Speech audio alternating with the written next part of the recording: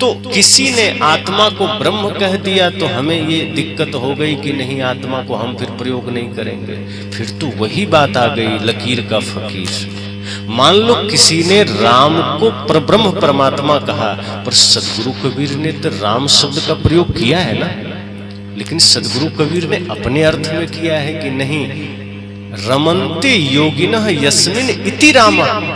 उन्होंने ये नहीं कहा कि मैं अयोध्याधीश राम की बात कर रहा हूं, क्योंकि जो अयोध्या में श्री राम है उनके घट में भी वही राम बैठा है, वही चेतन आत्मा बैठा है, और उसी राम की बात मैं करता हूं जिसमें योगी जन रमन करते हैं। रमन्ते योगिनः यस्मिन् इति रामा, जिसमें योगी रमन करते हैं वो राम कौन है? वही आत्मा राम है, वही चेतना राम है। इसी तरह सदगुरु कबीर ने हरि शब्द का भी प्रयोग किया, पर उन्होंने अपना अर्थ दिया, जो हमारे अवगुण का हरण करे वो हरि है, तो क्या हम उसको नकार दें? इसी तरह सदगुरु कबीर ने आत्मा शब्द का प्रयोग किया कि ये जीव ही आत्मा है, ये जीव ही शिव है, ये चेतन ही आत्मा है, आत्मा ही जीव है। विवाद की बात ही नहीं है। जो जिस शब्द में, जो जिस भाषा में समझे उनको समझा देना है। हमें शब्दों में उलझने के बजाय यह जानना है कि ठीक है, मैं जीव ही सही, आत्मा ही सही, चेतन ही सही, हमारा उद्देश्य क्या है? मान लो हम जीव ही हैं, तो हमें शिव कैसे बनना है, हमें तो ये जानना है। हम आत्मा ही सही, तो हम परमात्मा कैसे बने, हमें तो ये जानना है। अब जैसे विवाद होता है ना, सदगुरु कबीर इस धरती पर आकाश से आए या माता पिता से जन्म लिए, इस पर भी विवाद है। तो हमारे कुछ संत इसमें लड़ लेते हैं कि नहीं वो तो माता पिता से जन्म लिए, अब कुछ इसलिए लड़ लेते हैं कि नहीं वो तो आकाश से आए। कुछ कहते हैं गगन मंडल से उतरे सदगुरु सत्य कबीर, अन्न आहार करता नहीं ताका नाम कबीर। कुछ कहते हैं कि नहीं, माता पिता के बिना कोई जन्म नहीं ले सकता। तो पारक सिद्धांत ये मानता है कि माँ बाप से जन्म लिए, और हमारे कबीर पंथ के ही परंपरा में धनी धर्मदास साहब के जो मानने वाले हैं वो कहते हैं कि नहीं, सदगुरु कबीर आकाश से आए। तो एक बार मेरे सामने ये प्रश्न आया, और दोनों लोग बैठे थे, पारक समाज से भी थे, वो भी थे। तो कहा कि आपका क्या मत है? हमने कहा ये बताओ, मैं अभी यहाँ आया तो मैं ट्रेन से आया कि बस से आया? आपको इसमें उत्सुकता है कि मैं किस लिए आया, इसमें उत्सुकता है। आप जितने लोग बैठे हैं आपको किसमें उत्सुकता है? आप में से किसी लोग ने तो मुझसे नहीं पूछा कि आप कैसे आए। मैं क्यों आया आपके लिए ये महत्वपूर्ण है। मैं आपके लिए कुछ बातें कहने आया हूं, कुछ सत्य की चर्चा करने आया हूं, ज्ञान की चर्चा करने आया हूं। मैं कैसे आया, कहां उतरा, ये इससे क्या लेना देना? अगर सदगुरु कबीर साहब के बारे में मान लो हम जान लेंगे कि वो माँ बाप से ही आए तो क्या बन जाएगा, और अगर किसी ने कह दिया आकाश से ही आए तो क्या बिगड़ गया हमारा? क्यों उसमें जाना? हम उलझने के सिवा कुछ इससे कर क्या पाएंगे, और किसको समझा लेंगे ऐसा बोल के? विवाद ही तो खड़ा होगा। मैं कहा मुझे नहीं पता वो कैसे आए, जन्म लिए आकाश से आए, ठीक है आकाश से ही आए, तो करना क्या ये तो बताओ। कबीर साहब इस धरती पर किस लिए आए ये तो जरूरी है ना, ये जानो। सदगुरु कबीर इस धरती पर मनुष्य के उद्धार के लिए आए। वो जब इस धरा पर आए तो अंधविश्वास चारों ओर था, चमत्कार चारों ओर था, जातिवाद था, संप्रदायवाद था, छुआछूत है, नारियों का सम्मान नहीं था, ये माताओं को ये अधिकार तक नहीं था कि ये पढ़ सकती हैं। सदगुरु कबीर जिस वक्त इस धरा पर आए तब ये माताएं मंदिर नहीं जा सकती हैं, पढ़ नहीं सकती हैं। सदगुरु कबीर वो काम किए कि इनको भी अधिकार दिए कि नहीं, तुम भी वही हो जो हम हैं, तत्त्वमसि, तुम भी वही हो। नारी पुरुष में कोई फर्क नहीं है। तो सदगुरु कबीर साहब तो संपूर्ण मानवता को एक करने के लिए आए, सबको परमात्मा बनाने के लिए आए, सबको शांति का मार्ग देने के लिए आए। हमें ये जानना है वो कैसे आए, इस पर क्यों उलझना? सब तो एक ही है। धनी धर्मदास साहब के शिष्य हो कि चाहे सुरती गोपाल साहब के शिष्य हो कि चाहे जागू साहब के शिष्य हो, है तो सब सदगुरु कबीर के ही मानने वाले। फिर झगड़ा किस बात का? कोई राम के ही भक्त हैं, कोई कृष्ण के ही भक्त हैं तो सब वही जिसमें परमात्मा बैठा है। फिर किसी से विवाद क्यों? कोई बुद्ध को मानने वाले हैं तो सब मनुष्य ही, कोई नानक को मानने वाले हैं, कोई महावीर को मानने वाले हैं, कोई शिव को मानने वाले हैं, तो झगड़ा क्यों करना भाई? हमें तो प्रेम बांटना है, सबको गले लगाना है। सदगुरु कबीर तो कहते हैं सब घट मेरो साइया सुनी सेज न कोई, बलिहारी हुआ घट की जागट प्रगट हो। जब सब घट में मेरा परमात्मा बैठा है तो झगड़ा किससे कर रहे हो बताओ तो जरा। जब सबके हृदय में मेरा परमात्मा बैठा है, स्त्री या पुरुष कोई भी हो, तो विवाद किससे कर रहे हो? परमात्मा से ही तो कर रहे हो। सामने वाला नहीं समझ रहा, तुम तो समझ जाओ। अब रास्ते में चल रहे हैं, मान लो कहीं कुत्ता भौंक दिया, तो क्या खड़ा होकर भौंकोगे तुम? तो फिर तुम में और उसमें फर्क क्या रहा? तुम अपनी मनुष्यता का परिचय तो दो वहां, तुम आदमी होने की पहचान तो दो, तुम संत होने की पहचान तो दो, ताकि वो भी आदमी बन सके, ताकि वो भी मनुष्य बन सके, ताकि उसे भी मौका लगे कि नहीं, मैं जिस व्यक्ति के लिए कुछ बोल रहा हूं वो व्यक्ति साधारण नहीं, उसके भीतर तो ज्ञान, वैराग्य, सत्य, निष्ठा का भंडार है। और क्यों ना हम इसके सामने हम भी नतमस्तक हो जाएं, कुछ हमें भी प्रसाद मिल जाए। तो आपको अपनी पहचान अपने व्यवहार से देना है, विचार से देना है। इसलिए इस बात पर झगड़ा ठीक नहीं कि वो कैसे आए। इसी तरह से जीव है कि आत्मा है कि शिव है, क्यों झगड़ना? ये जीव कहो शिव कहो, आपके भीतर आत्मा है, जीव है, आप जिंदा हैं, ये सबसे बड़ा प्रमाण है और कोई प्रमाण नहीं। आंखें देख रही, कान सुन रहे हैं, हाथ हिल रहे। अब इसमें इस शक्ति को कोई भी नाम दे दो, चेतना नाम दे दो, आत्मा नाम दे दो, जीव नाम दे दो, ब्रह्म नाम दे दो। ब्रह्म भी इसको कहा, जीव को ब्रह्म भी कहा, तो गलत क्या कहा? जब बाहर कोई ब्रह्म नहीं है तो जीव ही तो ब्रह्म है। इस बात को वेद के ऋषि भी तो कहते हैं, अहं ब्रह्मास्मि। किसके लिए कहा? मैं ही ब्रह्म हूं, दूसरे के लिए तो नहीं कहा। और फिर आप जैसे लोगों ने पूछा कि हम सब कौन हैं, तो वेद के ऋषि ने तुरंत कहा तत्त्वमसि, तुम भी वही हो, कोई फर्क नहीं। मैं ब्रह्म हूं, तुम भी ब्रह्म हो। तो ब्रह्म तो जीव को ही कहा, फिर ब्रह्म से भी क्यों एलर्जी होना? फिर आत्मा से क्यों एलर्जी होना? अब कृष्ण तो गीता में कहते हैं ईश्वरः सर्वभूतानां हृदय से अर्जुन तिष्ठति। वो तो ईश्वर कहते हैं, सोचो और 2 कदम आगे बढ़कर कहते हैं, वो तो जीव को ईश्वर कह रहे हैं कि वह ईश्वर सबके हृदय में बैठा है, तो क्यों उससे एलर्जी करना? वस्तुतः सदगुरु कबीर का चिंतन इतना विराट है कि उसे एक-एक शब्दों में नहीं बटोरा जा सकता, बांधा नहीं जा सकता।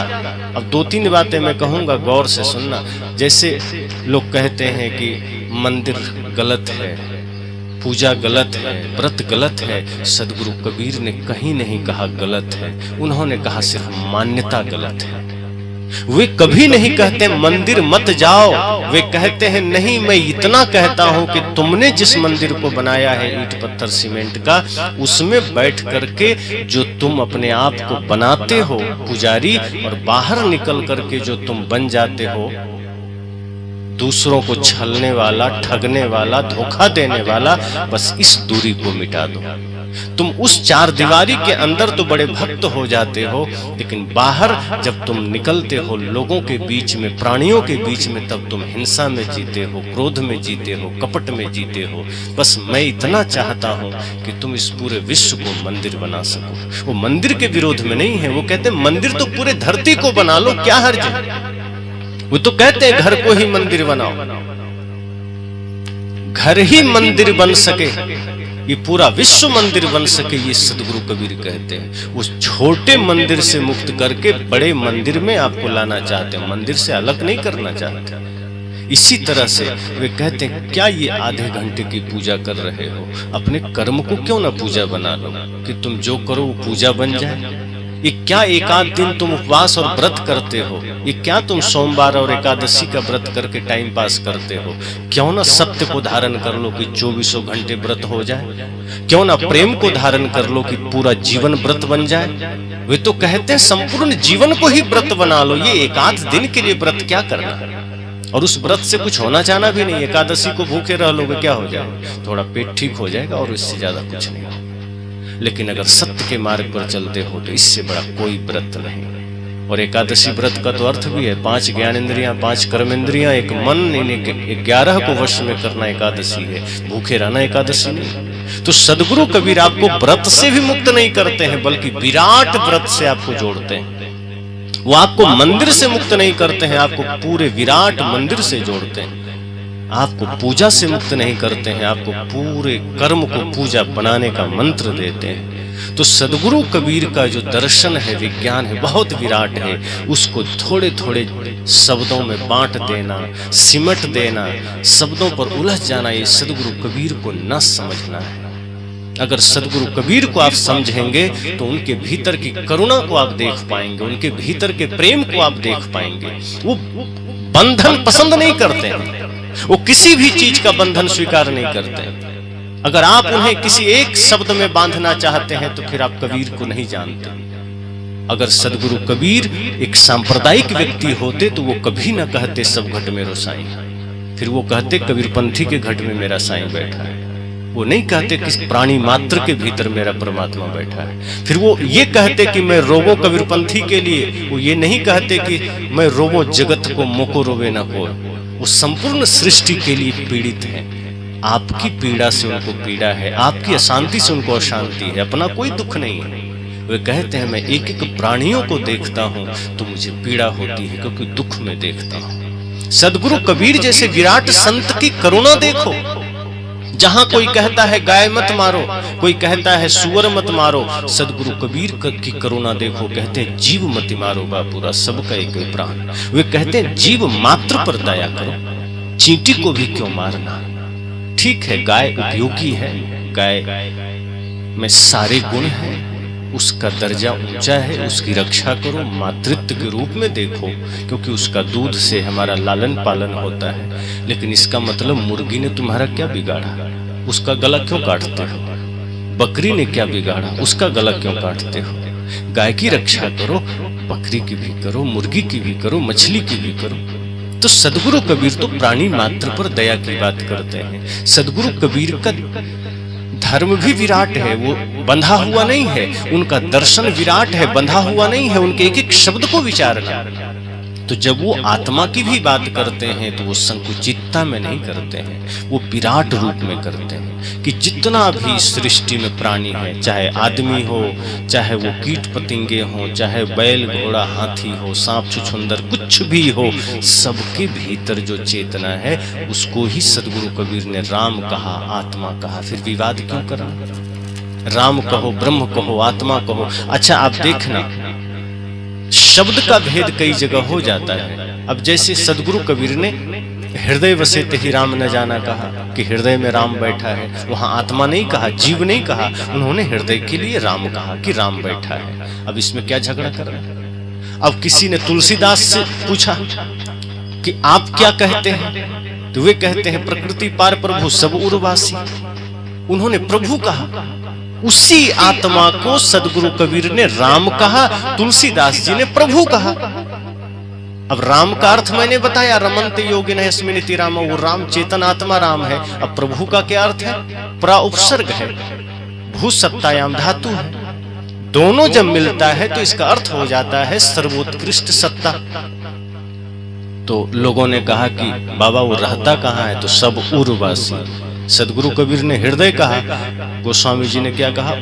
उर मतलब भी हृदय होता है। तो कंफ्यूजन मिटा दिया उन्होंने कि नहीं, ये मत समझना को कहीं आकाश में रहता है। प्रकृति पार प्रभु सब उर्वासी, उर में ही रहता है, हृदय में ही रहता है।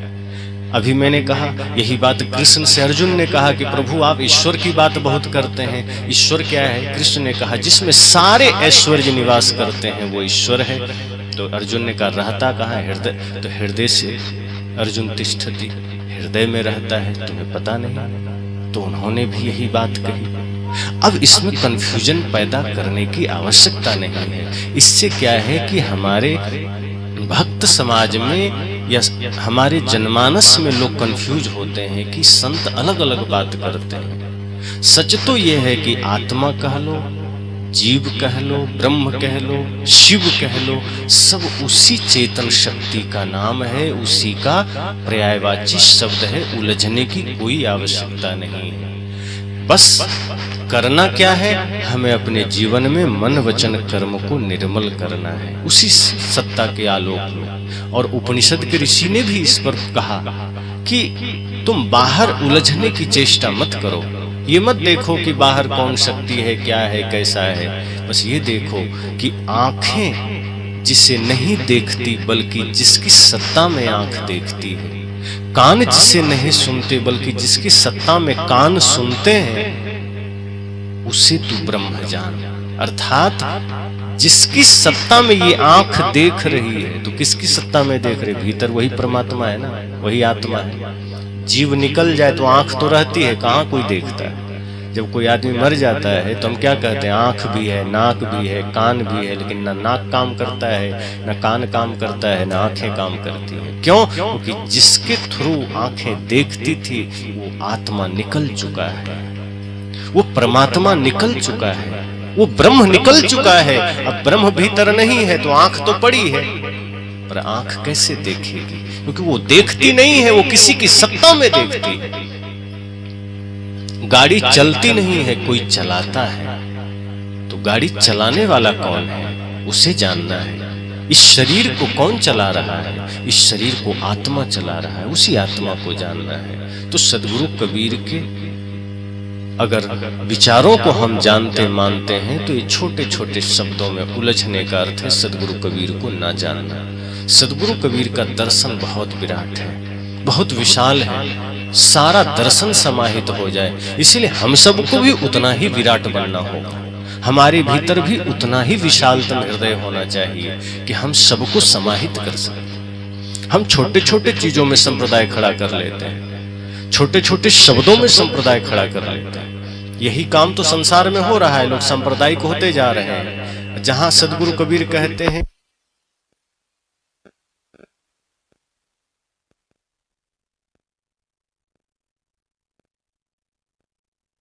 कबीर का दर्शन बड़ा विराट है, और बल्कि हमें तो यह देखना है कि जो वर्तमान जीवन मिला है इसको हम कैसे सुंदर बना सकें, कैसे बेहतर कर सकें।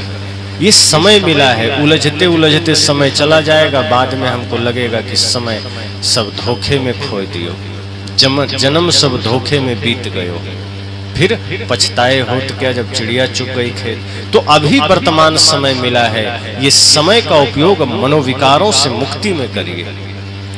दुनिया भर के शब्दों के जंजाल में पड़ने से अच्छा, मैंने कहा था ना प्रथम दिन कि रामपाल जी के एक शिष्य जब बताए मुझे कि क्या क्या शब्द और क्या क्या नाम देकर उलझाया जाता है, तो मैंने उन्हें भी कहा कि शब्दों के जाल में पड़ने की आवश्यकता नहीं है। शब्दों का जाल बड़ा भयंकर है, पड़ गए तो मन की गंदगी तो नहीं मिटेगी, दुनिया भर के सारे रिश्ते नाते खराब कर लोगे, जीवन खराब कर लोगे, और समय मिट जाएगा।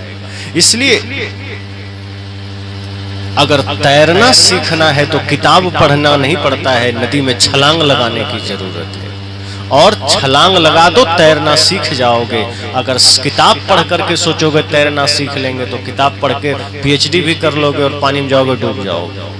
इसी तरह से अगर सुख से जीना है, परिवार को स्वर्ग बना के जीना है, तो शब्दों के जाल में जाने की जरूरत नहीं है। सिर्फ अपने अपने मन को पवित्र कर लो ध्यान सत्संग के द्वारा, आपका सब पढ़ा हुआ हो गया, फिर आपका घर मंदिर बन जाएगा। अगर सास बहू, पति पत्नी, भाई भाई, बेटा बेटी, मित्र मित्र सब एक दूसरे के मन के साथ जो निर्मलता का व्यवहार है एक दूसरे के साथ करने लग जाएं, वो घर स्वर्ग बन जाता है, वही घर आनंददायी बन जाता है। तो मैंने कहा शब्द में उलझना नहीं है, शब्द से अपने जीवन के उलझन को मिटाना है। अगर शब्द ही उलझन का कारण बन जाए, ज्ञान ही आपके जीवन के लिए समस्या का कारण बन जाए, तो फिर वो ज्ञान किस काम का?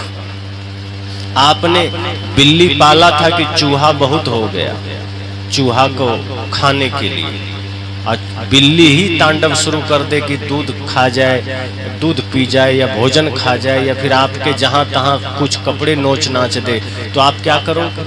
बिल्ली को तो आपने रखा था कि चूहा का तांडव बढ़ गया, अब बिल्ली ही तांडव का कारण बन जाए। इसी तरह कुत्ता रखे थे कि कोई घर में न घुस जाए, और कुत्ता ही घर में घुस के सारा आपका भोजन जूठा कर दे, तब क्या करोगे? इसी तरह जो ज्ञान, जो सत्संग आपके जीवन को निर्विकार बनाने के लिए है, अगर वही मन में झगड़ा पैदा कर दे, वही आपके जीवन में समस्या पैदा कर दे, तो उसको भी लात मार के हट जाना। ज्ञान वो जरूरी है जो आपको निर्विकार बना सके, जो आपको निर्भर बना सके। शब्द वो चाहिए जो आपको निःशब्द कर सके। ग्रंथ वो चाहिए जो आपके मन को निर्ग्रंथ कर सके। वो ग्रंथ नहीं चाहिए जो और उलझा दे, जो जाल में फंसा दे। इसलिए अभी आपने भजन सुना था कि रंग दे प्रभु ज्ञान के रंग में गाया।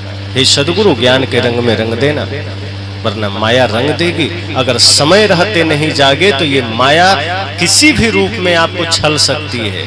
धन के रूप में छल लेगी, रूप के रूप में छल लेगी, यहाँ तक शब्द के रूप में भी छल सकती है, सिद्धांत के रूप में छल सकती है।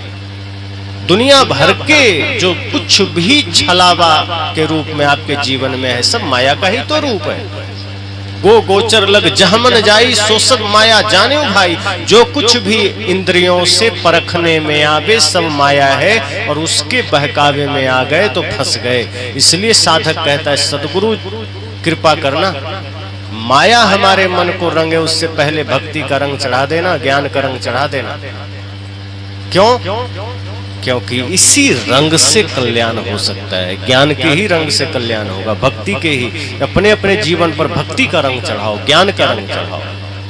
अन्यथा माया रंग लेगी तो कोई छुड़ाने वाला नहीं मिलेगा। माया ने रंग में रंगा तो फिर कोई उपाय नहीं है। इसलिए ज्ञान का रंग जरूरी है, भक्ति का रंग जरूरी है। संसार का तो कई रंग है, काले पीले रंगों का है मेला ये जग सारा। इस दुनिया के सभी रंगों से तेरा रंग है न्यारा।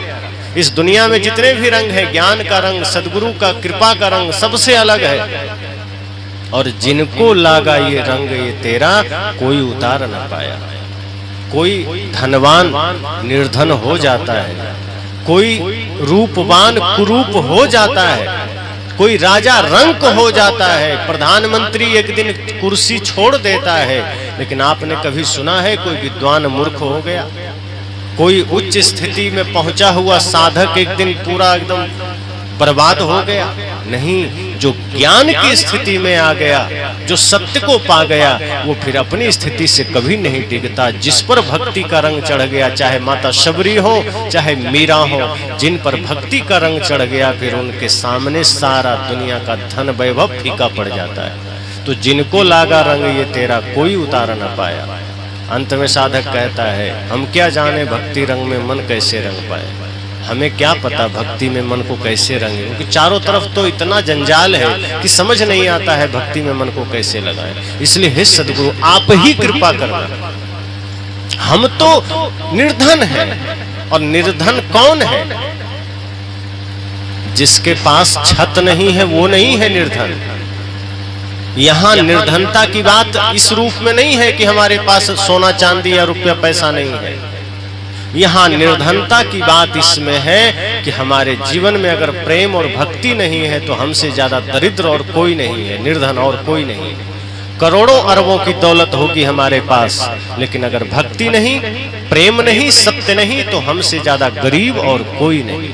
अमीरी इस बात से है कि हमारे भीतर प्रेम होना चाहिए। तभी तो सदगुरु कबीर कहते हैं, चाह गई चिंता मिट्टी मनुआ बेपरवाह, जिनको कुछ नहीं चाहिए वो ही साहंसा। ये नहीं कहते कि यहाँ लाखों करोड़ों अरबों कमाने वाला साहंसा है। सदगुरु कहते हैं जिसको कुछ नहीं चाहिए, कुछ भी नहीं, बाहर संसार चाहिए ही नहीं, वो साहंसा है, वो सम्राट है। अर्थात जिसको प्रेम है, जिसके हृदय में प्रेम है, करुणा है, सत्य है। तो सदगुरु से यही प्रार्थना है कि हे सदगुरु, हमारे जीवन पर प्रेम का रंग चढ़ा देना, भक्ति का रंग चढ़ा देना, ज्ञान का रंग चढ़ा देना। और जब यह रंग चढ़ जाता है तो यह रंग आपको आनंद से भर देता है। जैसे कभी मीराबाई इसी रंग में रंग करके, प्रेम के रंग में रंग के, भक्ति के रंग में रंग के आनंदित हो गई। शबरी इसी रंग में रंग करके आनंदित हो गई। फिर उसके पास इतना भक्ति का धन आ गया कि उससे ज्यादा फिर कोई और धनी नहीं रहा। इसीलिए हम सब भी यही चेष्टा करें, शब्दों के जाल, माया के जाल एक ही बात है। माया भी हमें जाल में फंसाती है तो शब्द का डोरा डालकर भी फंसाती है। तो शब्दों के जाल से भी मुक्त होना है, व्यर्थ की बातों से भी मुक्त होना है, यथार्थ को समझना है, सत्य को समझना है। और यह ध्यान रखना है कि जीवन थोड़ा है, कभी भी किसी से बिछुड़ना हो सकता है। जो समय हमें मिला है यह सिर्फ और सिर्फ अपने मन का दृष्टा बनने के लिए मिला है, सिर्फ और सिर्फ आत्मचिंतन के लिए मिला है, अपना निरीक्षण करने को मिला है। मेरे मन में कोई दोष है, मेरे जीवन में कोई दोष है, इसे मिटाने के लिए जीवन मिला है। दूसरे के जीवन में क्या है ये ताका झांकी करने के लिए नहीं मिला है, क्योंकि दूसरे के जीवन में दोष देख भी लेंगे तो क्या कर लेंगे, वो ठीक तो होने वाला नहीं, उल्टा दोष देखते देखते आपका मन दोषी बन जाएगा। इसलिए सद्गुरु कहते हैं किसी का दोष न देखना, दूसरे का कुछ भी मत देखना। कोई चोरी भी करता है तो आप यह सिर्फ प्रेरणा लेना कि मुझे चोरी नहीं करना है। कोई क्रोध करता है, आप सोचना कि मुझे क्रोधी नहीं बनना है। क्रोधी व्यक्ति से भी यही प्रेरणा लेना, न कि उसकी बुराई करते जाना। हाँ, आप एक सामाजिक व्यक्ति हैं, समाज में कोई बुरा कर रहा है, कानूनी रूप से कुछ व्यवस्था करिए, अनुशासन करिए ताकि समाज में शांति बनी रहे। लेकिन व्यक्तिगत जीवन में बार बार किसी की बातों का ले लेकर के अगर मन को व्यथित करेंगे तो मन बुरा बनेगा, विचार बुरा बनेगा और एक दिन पूरा जीवन बुरा बन जाएगा। और दूसरों का दोष देखते देखते, बुराई देखते देखते अपना ही जीवन बुरा बन जाएगा। इसलिए सजग होना है कि हमें ध्यान के द्वारा, आत्मचिंतन के द्वारा, सत्संग के द्वारा ध्यान में रहने की कला जानना है। 24 घंटे सत्संग में रहने की कला जानना है। अभी तो आप सत्संग में बैठे, 4 घंटे बैठ के चल देंगे। हमें इसी सत्संग से यह जानना है कि हम सत्संग में बैठ गए, सत्संग हम में कैसे बैठेगा, क्योंकि हम तो यहाँ बैठे, पर अगर सत्संग हमारे अंदर ना बैठा तो फिर बैठना बेकार हो जाएगा। इसलिए आपका बैठना ठीक है, पर जिस दिन सत्संग हृदय में बैठ गया, समझना आप जहाँ हैं वही सत्संग है। जिस दिन ध्यान आपके भीतर बैठ गया तो जहाँ है वही ध्यान है। लेकिन ऐसा तब होता है जब ध्यान बैठे तो पहले, तो ध्यान बैठा नहीं, सत्संग बैठा नहीं और हम सोचे कि नहीं हमें पहले ही ध्यान में बैठ जाना है, हमें पहले ही सत्संग में हो जाना है। संभव नहीं। तो ध्यान इसलिए जरूरी है, सत्संग इसलिए जरूरी है। सद्गुरु कबीर कहते हैं ना, नित्य खरसान लोह गुण छूटे, नित्य की गोष्ठी माया मोह टूटे। ये जरूरी है, प्रतिदिन जरूरी है। आत्मचिंतन जरूरी है, ध्यान जरूरी है, अपना निरीक्षण जरूरी है, दूसरे का नहीं। मैं बार बार कह रहा हूँ, दृष्टा अपना बनिए, दूसरे का नहीं। यही ध्यान है। साक्षी भाव सद्गुरु कबीर कहते हैं, साखी आंखी ज्ञान की समझ देखो मनमाए, बिन साखी संसार के झगड़ा छूटत ना। ये साखी क्या है? वही साक्षी भाव है, दूसरा कुछ नहीं। साखी का अर्थ ही है साक्षी होना, अपना साक्षी होना, दूसरे का नहीं। आपका मन क्या करता है, इसका दृष्टा बनना। आपका विचार क्या करता है, इसका दृष्टा बनना। तो जब ऐसा करेंगे आप ध्यान में उतरने के योग्य भी बन जाएंगे, ध्यान में रहने भी लगेंगे। इसी के साथ वाणी को विराम।